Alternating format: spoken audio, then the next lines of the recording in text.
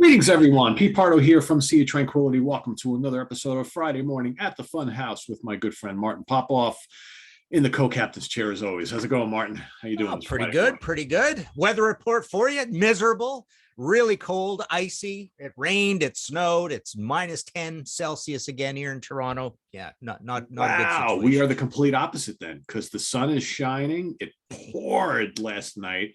It was like 50 some odd degrees yesterday. It's also in the 50s today, and the wind is howling like you would not believe.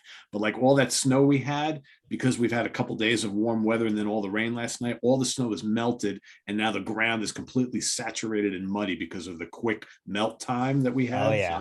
So, it's the backyard. My dogs go outside, they come back in, they're all full of mud and wet and just it's well.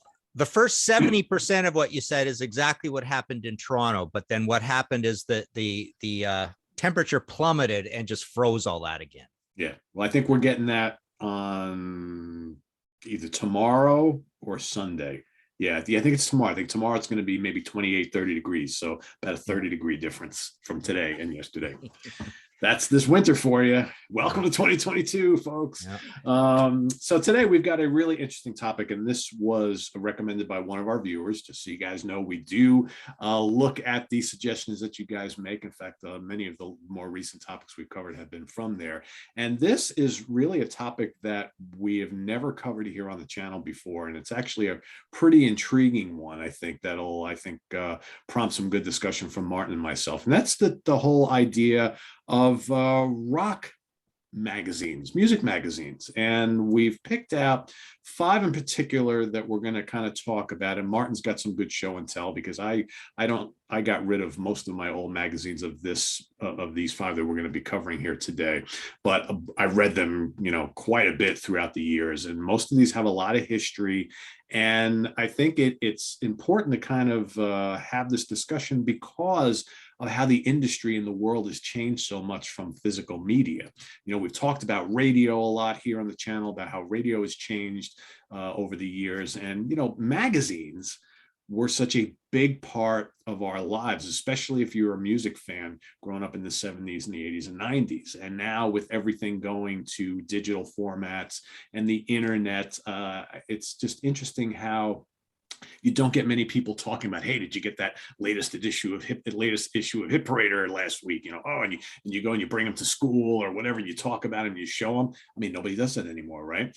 And we were talking just before we started recording how, like, I got a local Barnes & Noble right down the street from me, and I go in there periodically, and I always go to the magazine racks, and I look and I peruse, but I never buy anything anymore.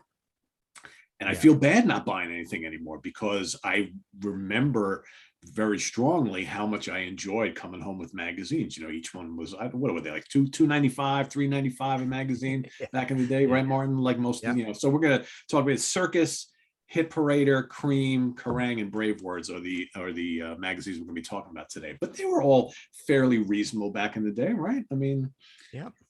Now it's like quite a bit of time there. Yeah. I mean, there is a lot of time in between. Yeah. But like if I go down to the bookstore tomorrow and I go to pick up an issue of Classic Rock or, any of the other metal magazines or what have you, you're looking at $12, $15, $18 for a magazine.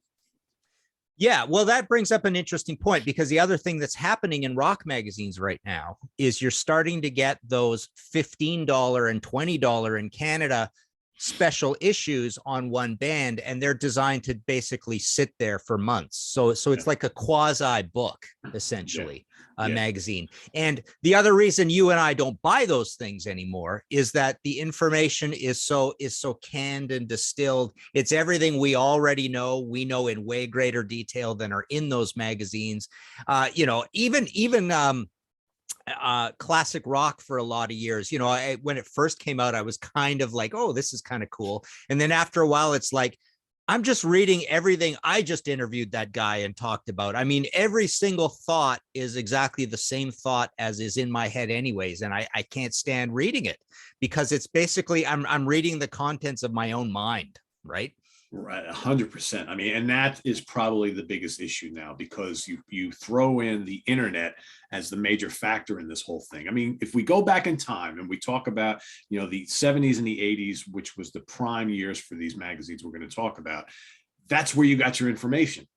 Right? You waited Yeah. to get that monthly publication, whether you got it in the mail or went down to the newsstand. You open up Creem magazine and you're like, oh wow, such and such left such and such a band. So these guys have this new album coming out. Here's a review of it. Here's an interview with whoever.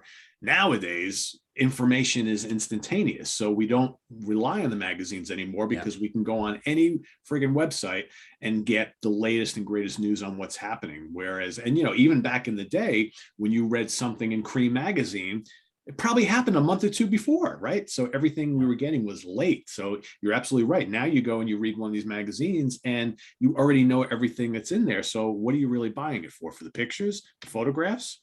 Yeah. Exactly. Yeah. And even those are the ones you've seen usually all over the place. Yeah. And like I say, classic rock's a great example. Like, do I really want to read a 100-word distilled version of the, a review of the reissue of Thick as a Brick, right? Yeah. I mean, I want to read the 48-page liner notes, right? I don't want to read the short review of a reissue of it, right? Right. Yeah, it's crazy. There's a lot of reasons I just don't care about magazines anymore, but I definitely care about these, and I'll jump into my first choice. So you want to do Circus first? We'll do these in chronological sort of thing. Fine. Yep. Okay. So Circus is a funny one. I have an interesting old issue here. They went through this phase when they were Circus or Circus Raves. This is just before my time. So that's 1974. But this is the era where I really, this is my first magical magazine that I got. I mean, I remember I would sit through morning class. 1975, I believe, is when I first started subscribing. So I was 12 years old, and I would sit through morning class at elementary school down the street, wondering, oh, is today the day when that mailbox is going to have a copy of Circus in it, right? Yep. And then you got it, and it looked like this. Like it would just be, they would have the colored theme going with the picture, and it would just knock your socks off when you saw that. Always all the features on the left and right side like that. Yeah. Like just a beautiful layout of what is going to be in the magazine by having that stuff down the side. I'm going to save that one for a second. As time went on, this is 1979. It got a little lousy where they would start having TV stories and film stories in it, right? There's another old one. So this is 1972. So, it was a little cruder looking back then. There's Rush on the cover of one. There's Hall & Oates. And always the different color theme and that great logo, right? And there's Pat Benatar and Robert Plant. There's a classic old gray slick one. Yeah, that's a classic. Yep. But I brought this one out for another reason. So this is one that this is also from the golden period, 77. 75, I remember distinctly. One of my favorite ones was that red one with Ozzy on the cover, and he's wearing the kind of the old cowboy thing. Yep, and that might have been the same one with a Sabotage article and a Sabotage ad. That's when I first got turned on to ads, and I'm obsessed with these old record ads. But that was the one where there were all those like 1940s gangsters standing around like a broken down train, like a smashed locomotive, and it was a Black Sabbath Sabotage ad. So you saw some really cool thought being put into ads. But so this one, I brought out because, all of them had this. They all had this top 20 in the back, right? Where it went through kind of the reader's poll of, oh, these are the big albums or whatever. And you just read one of these and it's just exactly what we love talking about, right? So number one, Day at the Races, Queen. Kiss Rock and Roll Over, Led Zeppelin Song Remains the Same, Boston, Boston, Ted Nugent Free for All, Rush All the World's a Stage, Angel on Earth as It Is in Heaven, Kansas Leftoverture, called here Leftover Tone. There were a lot of typos in these magazines, right? Pink Floyd, Animals, McCartney Wings Over America, Stars, Hotel California, Electric Light Orchestra, New World's Record, Fleetwood Mac Rumors, Bowie Low, Foghat Night Shift, Genesis Wind and Wuthering, Elton John Blue Moves, Bob Seger Night Moves, Runaways Queens of Noise. So you know, have you ever seen like a more perfect top 20 for what we, you know, loved as kids? I'm a little older And you than compare it to obviously. what that would look like today, and you cringe, right? Because Yeah, it makes you exactly, pine for exactly. those Yeah. days. Yeah. And then finally, just to go into the sort of later years, you know, Circus got to be this magazine that basically it would just be a revolving door of every hair metal band over and over and over. You know, the covers. Well, there's another kind of cool old one. So what is this?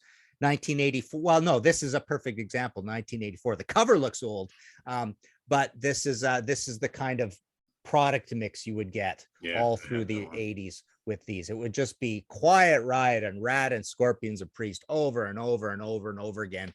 And the funny thing about Circus as well is that all their photography was this real washed out, fleshy, too much brightness live shots. They had this sort of aesthetic where all the pictures were never very good. But they were you know, they always kind of looked like that. There's your There was always lots of them though. Yeah, big flash, close up live shots of all these bands. You know, some good ads in Circus as well. Kind of an average amount of. There's a cool old Van Halen one. Yeah, so there's your perfect example. So that's what a Van Halen feature Circus would look like in 1980, and that's what a Van Halen Circus would look like in 84. And you see the same ads all up and down the side, right? Yep. And then, you know, the colors, they put a few extra colors on them. There's a nice old one as well to show you, you know, the idea that every single issue came in it had a really bold, different back cover, and it just, you know, blew you away. Like I say, coming over to see my mailbox, there's another perfect example. Rock on the Road. This is 1983. Same bands: Def Leppard, Van Halen, Ozzy. There you go. And we should mention that Circus magazine really became the #2 rock magazine behind Rolling Stone. I mean, it was very, very popular back in the day. Yeah, it was huge. And you know, you had some folks who were contributing to that on a regular basis, like Kurt Loder, Judy Weeder, I mean, David Frick, Paul Nelson, Patti Smith. A lot of really good contributors to that, writers and people doing editorials and things like that. So, and they covered like all the major popular genres at the time. I mean, you would find, you know, the hard rock and metal, you would see the pop stuff, the glam. I mean, they did a lot of glam back in the 70s. I remember, I'm going to say it was probably like maybe 1978, maybe 79, something like that. My brother and I, we lived down the street from like a highway department that had like a big dump there as well. And one day we were riding our bikes. This was obviously before we started driving. We were riding our bikes down around the back of the dump, and someone had dumped off a huge box of old Circus, Creem, and Hit Parader magazines from the early 70s, right? Nice. They weren't in great condition, but I took all of them and I put them down in my room because I lived in the basement of my parents' house.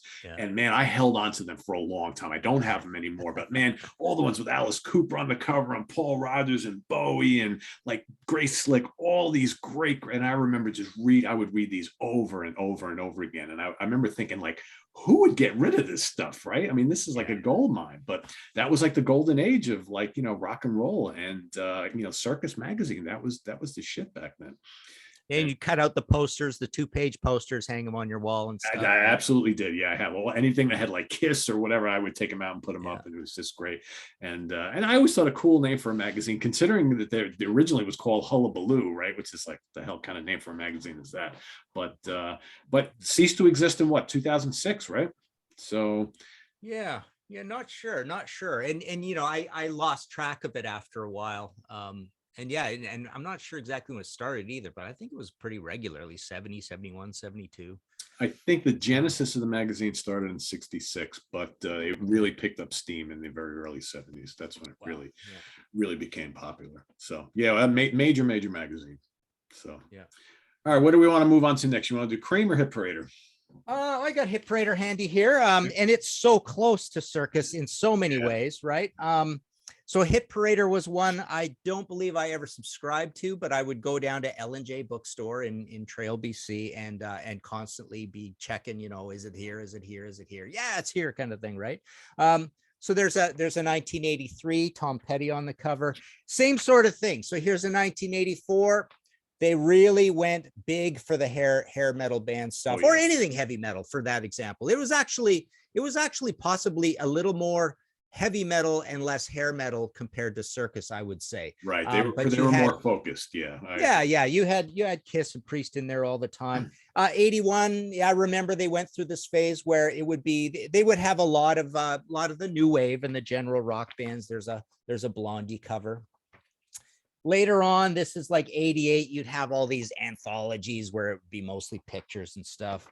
Here's a good classic 1978 one. Check that out. Oh, yeah. Yeah. You know, there's all your bands we love. There's Priest 1983. So even in the, you know, at this time as Circus wouldn't have been as good as Hit Parader was in 83. Hit Parader in 83, 84, 85 was more substantial in the stuff that they had in it. And even actually in the 70s, you would get longer articles here, and you would also get less ads. There would be less ads, which is not good for a magazine. It makes it unhealthy, right? But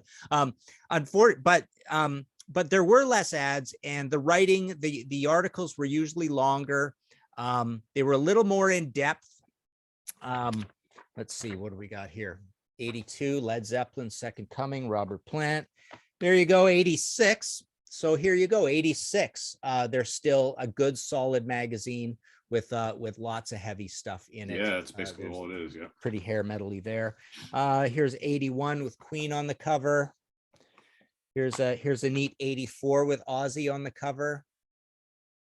Here's an 83 with Angus on the cover. And again, look at all the heavy metal in here. So yep. Hit Parader loved their heavy metal. I mean, like I say, they had that era where they would have a lot of kind of like your new waves and your punk rocks and all that stuff in it. But you know, a lot of classic rock. What else did they have? They had the singles reviews. The album reviews were pretty good, but they were kind of short. But yeah, just good features. Andy Setcher was one of the main guys, I think, yep. for Hit Parader. So yeah, ate it up all the time, bought almost every issue. I don't know why I didn't subscribe. Maybe it wasn't available in Canada or too expensive or something like that. But yeah, Circus was the one in the mailbox. Just insanity when all that thing arrived, yeah. Right? And they unlike Circus, they did less of the list, but they also did cool things like lyrics. Like they would always do lots of song lyrics in their magazine too. And it's crazy when you think about it. I mean, that was like all these ones that we're talking about were monthlies. And like we bought them like every month without fail, regardless of who was on the cover, right? Because you knew you were going to get something in there you liked. Yeah. So yeah, and just like Circus, Hit Parader ceased operations in 2008, so right around the same time. So that is really when this whole kind of e-book, e-read type of thing started to become popular. And I know this because I'm in my day job. That's kind of what I've always been in. But yeah, it's like when everything started to go electronic and, you know, read magazines, read books, read newspapers on the internet, you know, in electronic form, and all the print copies of, you know, started to be less and less in the newsstands and whatnot. But interestingly enough, Hit Parader goes all the way back to 1942. So they were always a music and pop culture publication. But just imagine like what Hit Parader could possibly have been publishing on back in the 40s and 50s. I guess like big band jazz and blues and pop music and you know whatever was pop music back then in the 50s. And interesting, right? I mean, that's for a magazine that was so centered on hard rock and heavy metal in the late 70s all throughout the 80s and 90s. So yeah, cool. Yeah, the other thing they had is they would get the celebrity guy in and they would review the latest singles and stuff, right? And you'd get their remarks about them. Yeah, it's cool. Yeah, kind of. I mean, this whole concept is pretty interesting because it just kind of shows you how, as a society, we've changed so much over the years, and how we take in information, right, and how we get our fix for, you know, pop culture, right? Whereas, you know, in the old days, it's you sit there and you pour through these magazines, and now it's like we don't have that need to hold that physical thing anymore. Well, most of us don't. I still do, but you know, for some things. But it's funny how, like with magazines, I don't buy magazines anymore, but yet I still buy books. Like I have not switched to ebooks. For me, if I'm reading a book, I have to have the physical thing. I do not like reading books as PDFs or, you know, online or what have you. But the magazine thing, I've kind of moved on from. Yeah, it's interesting. Sure. All right. So next one is Creem. Cream, So yeah. I've got a stack of Creams here. So the neat thing about Creem is that they were based out of Detroit. So they were like the Outlaws. They were the hip magazine. They were very hip. They were really in tune with what was going on in Manhattan. You know, there are a lot of punk rock and new wave, and Yeah. of course Iggy and the Stooges and MC5 and all that kind of stuff. And they had this really interesting relationship with heavy metal. They made a lot of fun of it, but you could tell deep down they liked it. And they also wrote about it a lot, but it was always with a nice kind of healthy tongue-in-cheek sense of ridicule. And the writing could be really experimental and strange, and you're going, what the heck are they talking about? You can get through a whole record review and it'll just be this conceptual art piece, and they didn't talk about the album at all. Right. You'd be like, what the hell did I just, I have no idea what that album is all about now. Yeah. All the time. Yep. So they were really into that, and they would have these long intros of things, you don't know what the heck they're talking about. They're off on some tangent, or it's all about the lead up to the restaurant, and we're sitting down, and you know, eventually they start talking about the album or whatever. But so just to show a few, and they had the iconic logo, of course, as well. What do we got here? August 1980. So there's Pretenders on the cover. So they had a lot of they did cover a lot of new wave and stuff. They really tried to cover hip music, like what they thought was good. They sort of had a they would really make fun of it if they thought it was kind of silly music, but they would still give it their due, and they had fun doing it. But there's a classic Rob Halford cover. This is the famous from 1979. This is the famous Is Heavy Metal Dead? Oh, I remember that one. In 1979, just before heavy metal had its greatest 11-12 year run of all time. So Martin, I think it's important to note, because I remember at the time a lot of the magazines were doing this. So if you could read off every band that's listed on there, Is Heavy Metal Dead? Aerosmith, Ted Nugent, Led Zeppelin, Kiss, Heart, Queen, Van Halen, and Boston. And how many of those would you actually classify as heavy metal? Well, this is the funny thing. This was the debate back in the day, right? They were actually kind of right at the time, because heavy metal was the most dead in 1979 and 1978, because all these bands were more or less on a decline. Yeah. You know, not so much Van Halen, I suppose, but yeah, most of these were on a decline, going out of business. But it was kind of dead. But then the new wave of British heavy metal happened and blew the doors open, and hair metal and thrash and everything, and just a massive decade for metal. But they were wrong in like just getting the prediction wrong. But actually, as a snapshot in time, 78, 79 was a really dead time for metal. But you got history of bubblegum music here. They would do cool stuff like that. Talking Heads, Todd Rundgren, you know, Cars, the Nat King, Steve-O, Neil Young, Bonus, Cheap Trick, poster and calendar. So we've got some punk in 78, Johnny Rotten. We've got some Kinks, some of these anthology things. I'm gonna cut the pictures out of that. Oh yeah, at one point, my bedroom in Trail at one point had posters floor to ceiling around all the light fixtures, the plugs, all the way around the entire way, and a lot of it was this stuff, right? Van Halen, they did some of these two bands on one cover thing, Van Halen and Journey. There's some Police for you. Blondie, but Asia is the main story, kind of weird. Got some Keith Richards, The Knack, Marianne Faithfull, George Thorogood. So definitely not a lot of metal. I mean, this, you know, compared to the other two, this was way less metal. You know, you get up in these later years, there was just no hard rock in them at all, right? Tom Petty, Ozzy, Black Uhuru, Lords of the New Church. Another one of these Creem Readers poll. So the ones winning the Readers poll in 82 would be Pat Benatar, The Who, David Lee Roth, Eddie Van Halen, The Clash, Robert Plant kind of thing. Peter Gabriel's on there. There's a Prince cover. Led Zeppelin, Fleetwood Mac, 83. And here's an interesting one. Here's a late one when I wasn't paying much attention at all. 1987 Creem. Look at that. The Cults, look at that. Yeah. Yeah. So they're changing the look of the logo. It's thinner. not much to it.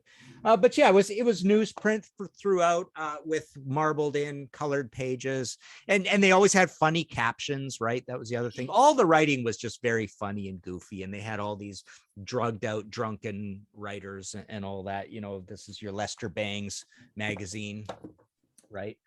Although I'm not remembering off the top of my head. I think he wrote for a lot of different things, but Creem was one of the big ones for him. And you know, Jan Uelski and you know, all sorts of famous writers, good stuff. And always, you know, running by the seat of their pants financially. All these magazines kind of were, right?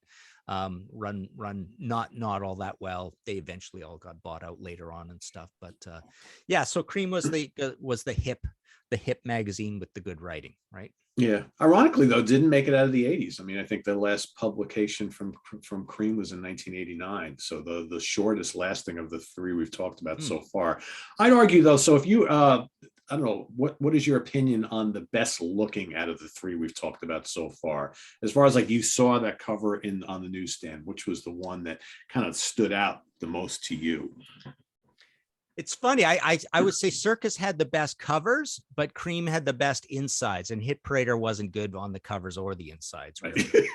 You know, Creem had some neat layouts, and Creem always, like, the pages had all these weird little sections, and it's hard to figure out what they're all about. It's almost like every page was like looking in your attic, almost, right? Yeah, I kind of agree. I think to me, Hit Parader always stood out having the most bands that I wanted to read about, because it was so centered on hard rock and metal for most of its years, but not the best looking magazine at all out of the three of these. I think for me, I was always really intrigued by Creem, and I would buy it on occasion, but a lot of the bands I didn't really care for, right? It wasn't really my thing.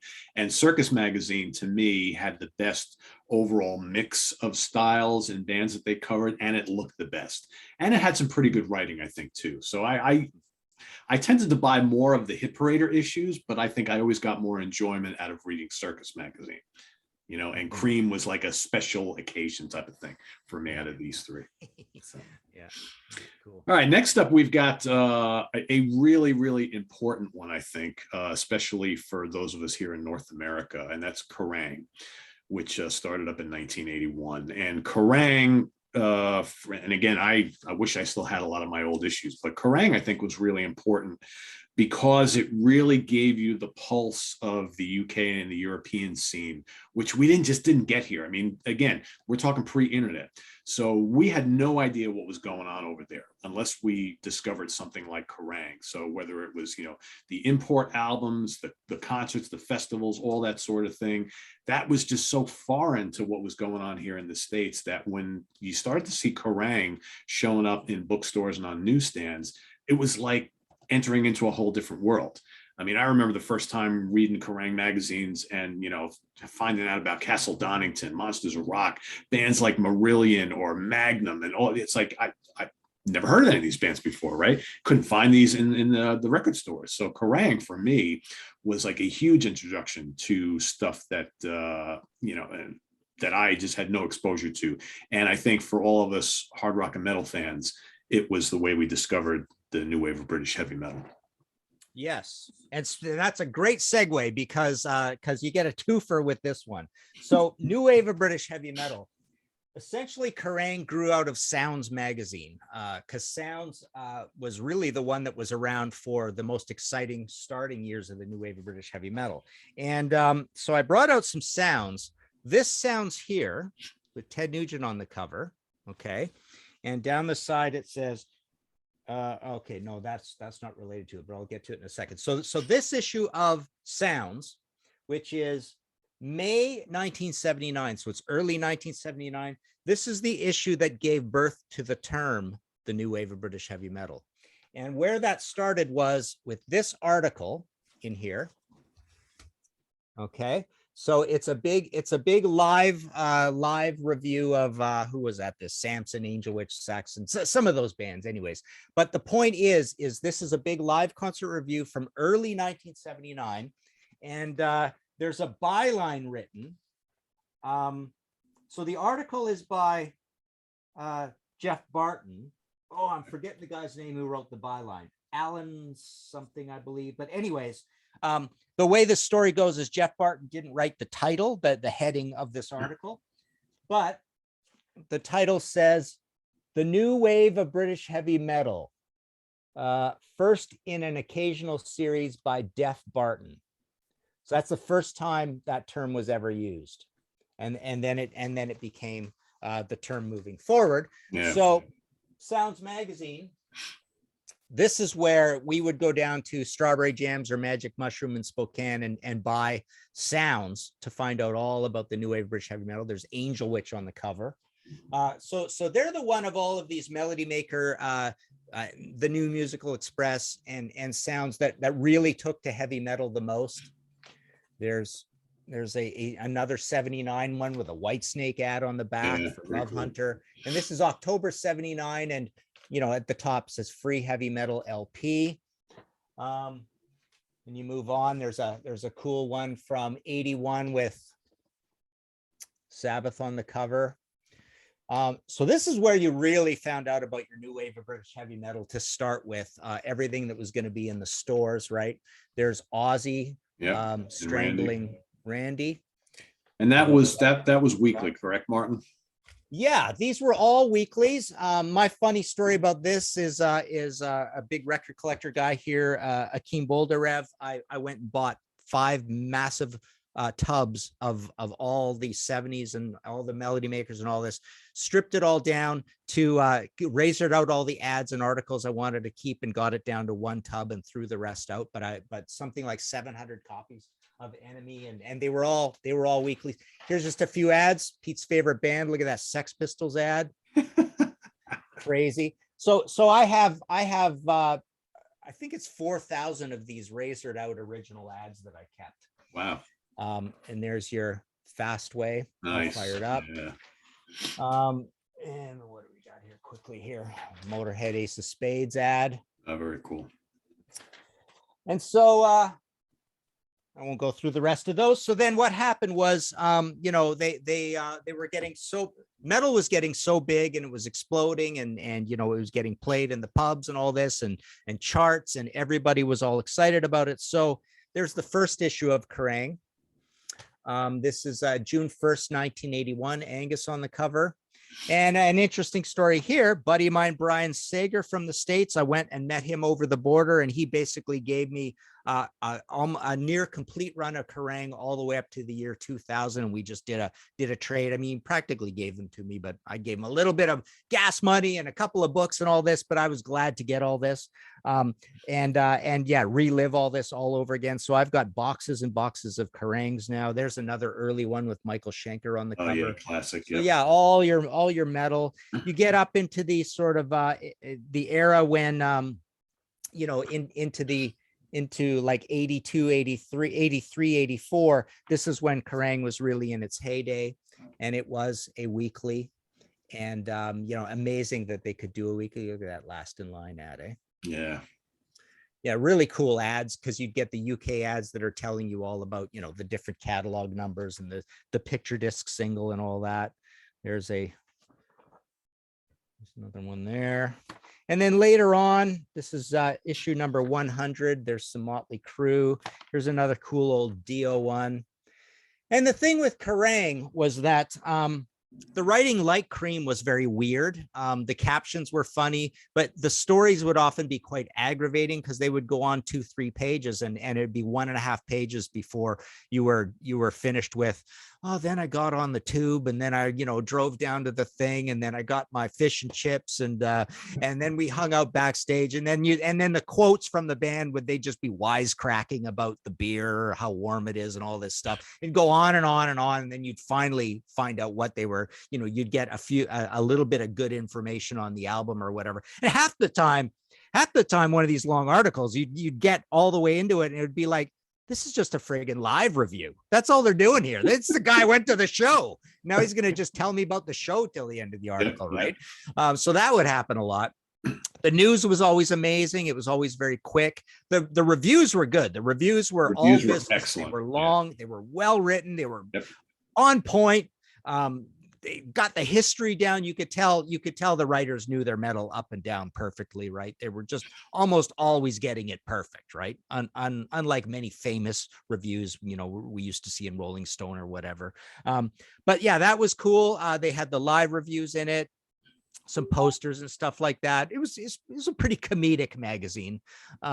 But yeah, I loved the ads. I loved the news, the reviews, and the stories were cool too. And the Kerrang always went in, like Sounds, in conjunction with the latest stock in at the import record store. Like for us, it was go to Spokane. So it wasn't an everyday thing, right? Go to Spokane or go to Vancouver, but literally you'd be shopping out of the magazine of what's there, at the time. So yeah, Kerrang was a big deal, but for us, Sounds was even more magical. Yeah. I think automatically, I remember the first issue of Kerrang I ever bought, automatically thought this is like the greatest magazine I've ever read. And even from an appearance standpoint, I mean, it just looked great. They always had great photos on the front, great photographs all throughout. And I totally agree with you. I thought the reviews were always outstanding. And they always reviewed stuff that you really wanted to hear about. Yeah. Which was cool. Do you remember, and I'm sure you obviously have them since you went and bought all of them.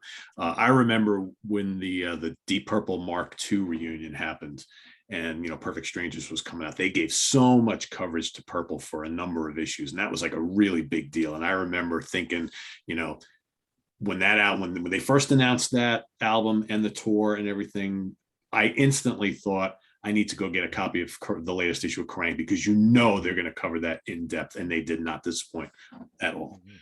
Yeah, and you also saw, and this is a dirty secret with all magazines, but you often saw that the song that the bands talked about are the bands that the record label bought a lot of ads for, right? Yeah. So that was there was always that huge link with that. If you were cruising through it and you saw a full page ad for an album, you knew something was coming up a few pages later on. It was either the review or the story or whatever, right? It's the way it works, right? That's business. Yeah. That's what it is in the end. Yep. Yeah. So the last magazine we're going to talk about is one that Martin has a lot of history with, and I'm going to let him carry the brunt of this one here, because he was such an integral part of Brave Words and Bloody Knuckles, which, in its heyday, to me, was one of the most important magazines if you were someone who was getting into like the underground metal scene worldwide, but especially here in North America, and the growing extreme metal scene. I mean, whether death metal, black metal, thrash, whatever, I mean, Brave Words became synonymous with giving exposure to so many great bands that kind of inhabited in more extreme forms of metal, but even all the big bands as well. And just really great looking magazines full of glossy covers and just really good writing. I thought great reviews, great interviews. And I looked forward, and it's one of the few magazines in my life that I've ever subscribed to. And I look forward to getting that, magazine in the mail every month, just such a really good read. And, now still carrying on online, no longer in print form, just like most of the magazines. But Martin, of course, was one of the senior members of Brave Words and Bloody Knuckles. And maybe you could talk about the kind of history of the magazine, how it got started, and how you wound up getting involved. Yeah, so in Canada, we started with a great metal magazine called Metallion, and then that went away. And then Drew Masters, buddy of all of ours up here, he started a magazine called MEAT, M.E.A. Metal Events Around Toronto, it stood for. And it was a great magazine, and it was a different business model. It was a freebie, so it was out everywhere. And a freebie business model is it's a whole different business model from a pay business model. But the point is that you can print and distribute way more copies because you're just plopping them down somewhere in the record stores and stuff. So the ads, you could charge more for the ads because they're definitely, getting more exposure. So Drew ran MEAT from, I think, around 87, 88 through to around 93, 94. He tried a new country thing. He actually changed the name to ARM, which is Alternative Rock Monthly, I believe. So there was a little bit of there. And at that transition period, Tim Henderson wrote a lot for Drew. So Tim started earlier than me, even though he's younger than me. He started a lot earlier than me. But they had a bit of a falling out or something, or Drew was like, you know, the magazine was kind of faltering and, you know, financially wasn't, whatever reason, you know, Tim gets out of university. He starts running a massive heavy metal section in the flagship HMV store in downtown Toronto, right in the middle of town. He starts a little thing, a little newsletter called Tim Bits. So he starts printing that up. I get involved with him pretty much right away. The first issues were done on, you know, essentially put together on my photocopier that I had at the time. There's the very first issue of Brave Words. It came on gray paper. He had this ethic where he wanted to, aesthetic, that he wanted, you know, the news to start right away in the cover all the time. And we did that for quite a while, but there's the first one. We had a Black Sabbath interview in the very first one. Because Tim was pretty connected, you know, being this pretty big industry guy. So we were able to get interviews right away. So we started, this is March 1994. You move along, it eventually went into cover, but he still wanted to put the news on the front. So we still had that. We came up with this new title in this now dated text that was kind of hip at the time. I might even been the one who, that's my fault, that one. But yeah, the record reviews were very, you know, very small print. You squeeze a lot in. This is a carryover from the Meat days. Meat had really small print and packed a lot in, and just tons and tons and tons of very, you know, this is all your early days of black metal, 84. So speaking of black metal, there's a cool Immortal cover. Eventually the covers got really nice where they looked like this pretty much right through to the end. And there was some color, but it was still mostly black and white throughout. There's a Maiden cover. There's a great issue and fond memory where Tim and I got to go interview in person all 4 members of Black Sabbath in pairs, and we sat down and talked to those guys for all the reunion stuff. I think this was for that. We always had good ads. You know, like I say, Tim was very connected with the industry up here. We had 108 issues or something like that, and you mentioned the year 2008. That's when Chart Magazine, another big magazine in Canada here, more alternative, went out of business. I think Metal Edge and Metal Maniacs, I think, went out of business that exact time, Christmas of 08. Everybody stopped doing print magazines all at the same time. And it happened with Brave Words too. So we went 94 to 08. Metallica was the last band on the cover. Big thick issue. They were getting thicker all the time as well. And that was it. It was over.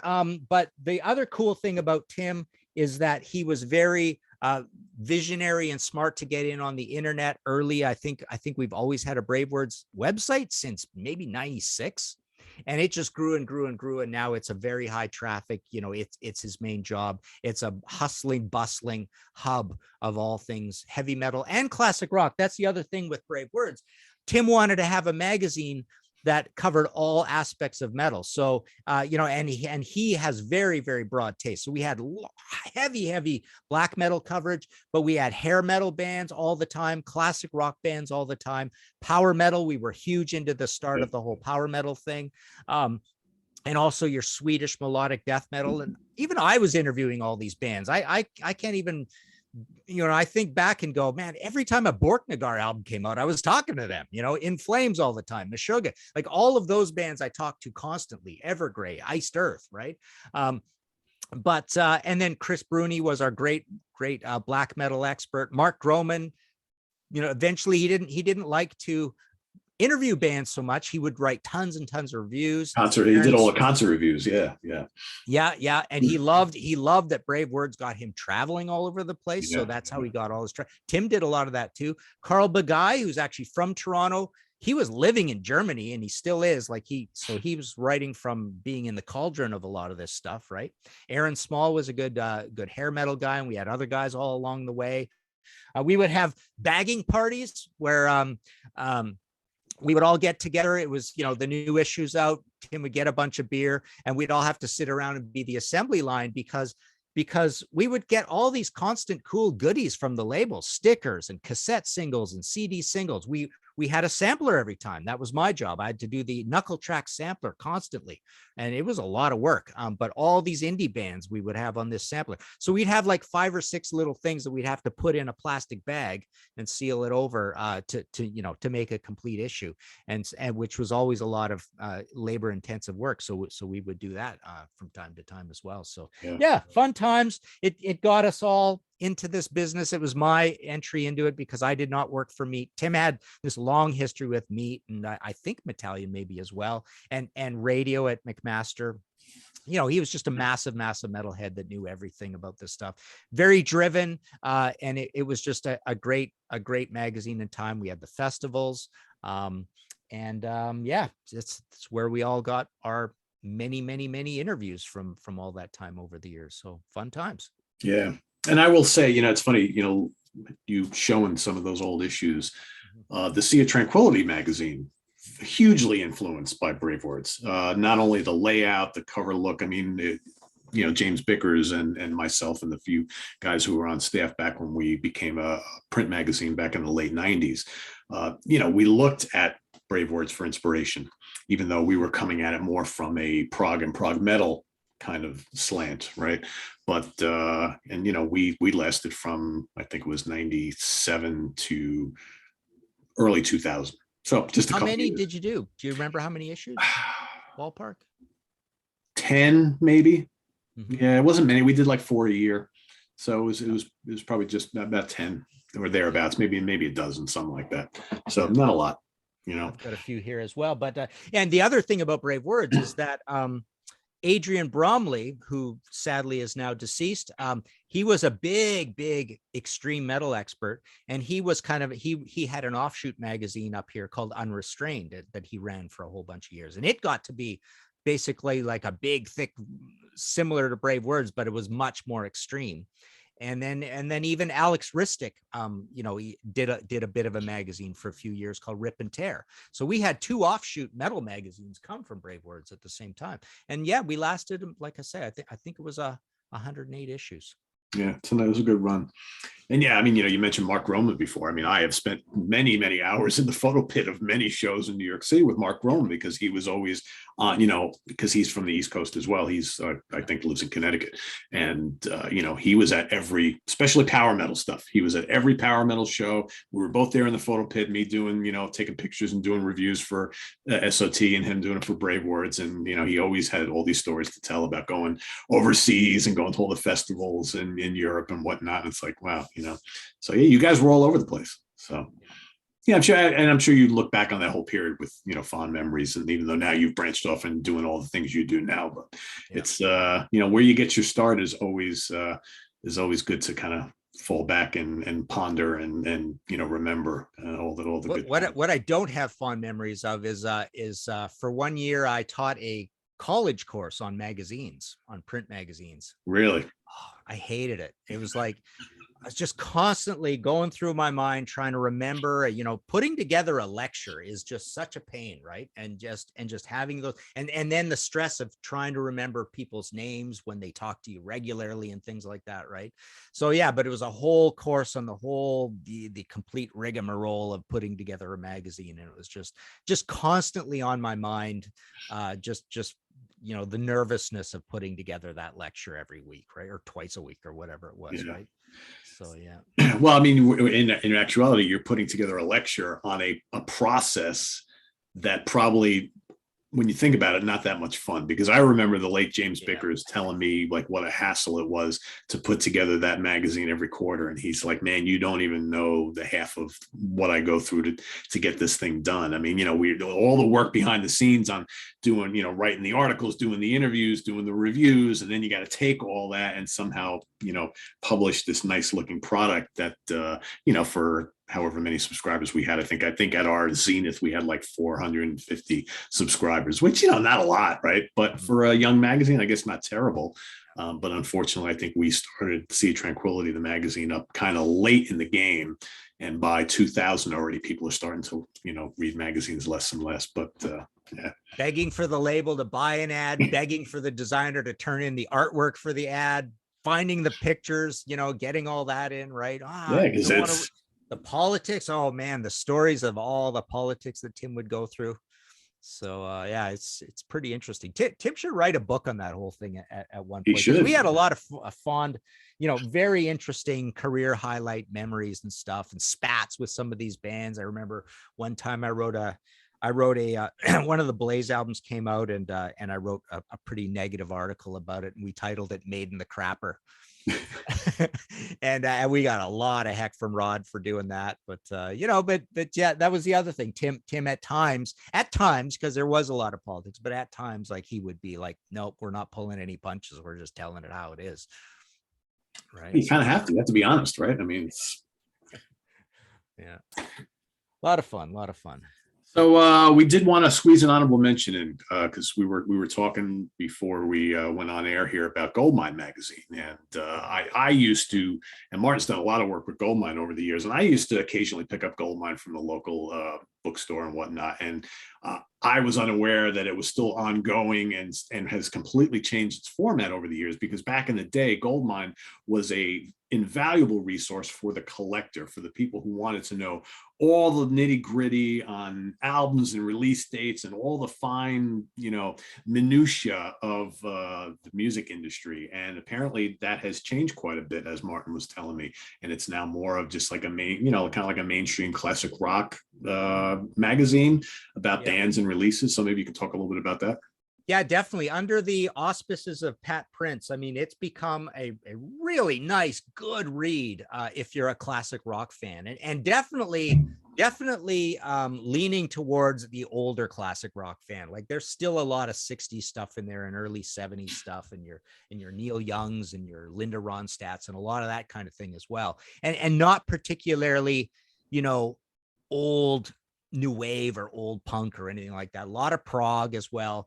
But yeah, it's essentially now it's got a full color, nice cover. It's got a little bit of color inside. We've got our sections like 10 albums that changed my life, which I eventually did a whole book of that. I had been hassling those guys for years. It's like, hey, we got to do a book of this. Let's compile these. And we compiled a bunch of them. And then I went and got a whole bunch more. And we did a very nice, well put together, nicely designed book called 10 Albums That Changed My Life by me, and through Penguin, right? So that was an ongoing thing. But now it's basically, all that stuff where it used to be a big, thick thing with all these lists from all these guys selling their mail order records, all of that has gone the way of the dodo, of course, with the internet. So all that's left is just a really solid read of interviews with classic rock bands, reviews. One nice thing that they tend to do is if a big plush box set comes out, the interview will be kind of framed around that, so you'll really go through the box set in detail, and just good old war stories. Like, Pat always wants great war stories, other interesting little side things, like I say, a lot of reviews. Record store profile is another thing that's in there all the time. So yeah, it's been bought out once or twice along the way, and it's just now just a really good, it's almost like a down homey version of classic rock magazine. It's got none of that glitz to it, but it's got all the substance, and it might even be a little more scholarly than classic rock. So yeah, it's just a good magazine. I continue to write for it all the time. My latest thing was the review of the Scorpions album, the interview with Matthias and Rudolph, and I just reviewed the new Nazareth album for them. Your thoughts on the new Nazareth album? I've only heard the song. Well, I just put out the Nazareth visual biography. So I first told, because I often turn stuff down, but I told Pat, I'm too close to this. I shouldn't be the guy doing it. There was a lot of politics and putting out the book and all this kind of stuff.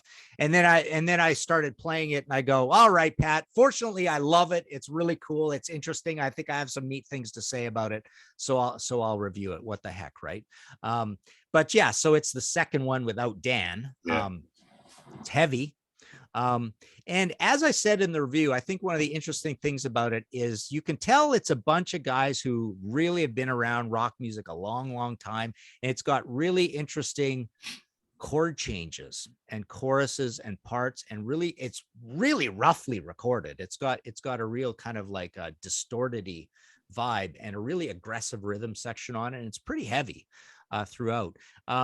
And Carl sounds great. Obviously, it's just not really the same band because Dan's not there. This is one of the worst examples of that situation. But as I said at the beginning, now they got two.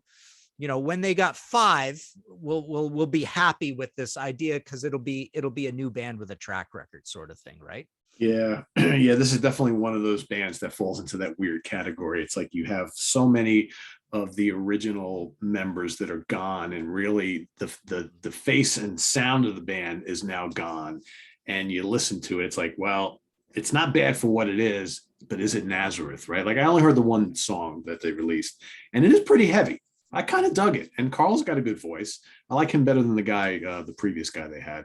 And but is it Nazareth? I don't know, you know, but you're the right. rest of the guys have been around for 25 years. Yeah, that's the thing, right? Yeah, right? it's Yeah. yeah. I mean, you know, you could probably, and it's a similar argument that people, you know, throw out there with like Deep Purple or Uriah Heep, right? Yeah. But you know, with Purple, you still got Ian Gillan, right? You still got Ian Paice, you still got Roger Glover, and this lineup has been together forever now. I don't know. I guess for me with Nazareth is like Dan McCafferty was always, I mean, he's got, you know, one of the most unique vocal styles ever, and he fronted that band for since its inception, and it's just kind of hard 50 some odd years later to you know, to get past that, I guess. But the stuff is not bad by any means. I don't know. Yeah, really, I'm really surprised at how really garagey the recording is. That I found quite odd because it's not really the case with the other recent ones. I guess there's more or less a trilogy of those. And Yeah. Dan's solo album is just still, it's just like, it's so emotional. It just brings a tear to your eye. It's just like so, you know, bare to the bone, that record. I really like that record. I play that thing all the time. It's just interesting because obviously the guy can still sing, but I guess he probably doesn't feel it's in their best interest to have him just appear on the albums and not be able to tour, right? So it's like I might as well just step away from the band fully so they can go do their thing. Because you know, you listen to his solo stuff and you're like, all right, you know, why doesn't he just do the albums with them and then they go and they tour with someone else? But that's not fair to the other singer, right? So to Carl. I think the singing is quite a belabored process too. I think it was really tough putting together that solo album. Yeah. As well. Yeah. Yeah. I mean, you know, COPD is not anything to sneeze at, right? It's got to be just talking and breathing on a regular basis is hard enough, right? And then having to go into the studio and then lay down vocal tracks, that's a whole other thing. Yeah. So anyway, there you have it, everybody. A look at some notable magazines from the past. And if there are any others below or any fond memories you have of Circus, Hit Parader, Creem, Kerrang, and Brave Words, please put them down in the comments below. I do want to thank our viewer for suggesting this. This is actually a pretty cool topic here to discuss, and we'll be back next week with another fun topic. So stay tuned for that. Martin, feel free to plug anything on your end. Podcast. Well, yeah, not much. I mean, the usual History in 5 Songs with Martin Popoff podcast. The latest one was the U.S. response to glam. Don't know what I'm going to do for the next one. Contrarians is still kicking along. We've done some cool panel things. There was Kiss Animalize went up. XTC Non-Such went up. We're going to have a Done with Mears one that will come up soon. The Recycler, the Def Leppard, and then martinpopoff.com for the books. I'm waiting for a big palette. A couple of weeks from now, I'll have UFO, a visual biography, and Judas Priest, a visual biography. Oh, wow. I'm sure those look gorgeous. Yeah, they'll be cool. Have to add them to my shelf, I think. So there you have it, everybody. Thanks for watching. Visit us on the web at www.seatranquility.org. We're on Facebook. We're on Twitter. Of course, we're here on YouTube all together all the damn time. For Martin Popoff, I am Pete Pardo. Stay tuned tomorrow. We have the UK connection with Simon Bray and Stephen Reed and myself. We're going to be talking about some of our favorite and least favorite opening acts of concerts that we've seen, that we saw back in the 80s. So that's coming up tomorrow. And then we've got a really fun show on Sunday for album homework assignment. We've got the owner of the Laser's Edge, Ken Golden, going up against the owner of Wayside Music and Cuneiform Records, Steve Feigenbaum. These guys know each other for a million years. They're always a riot together. So stay tuned for Sunday to see which albums they've assigned each other and what they have to say about them. So all that and more coming up here on SOT. For Martin Popoff, I am Pete Pardo. Have a good weekend, everybody. See you real soon. Bye-bye.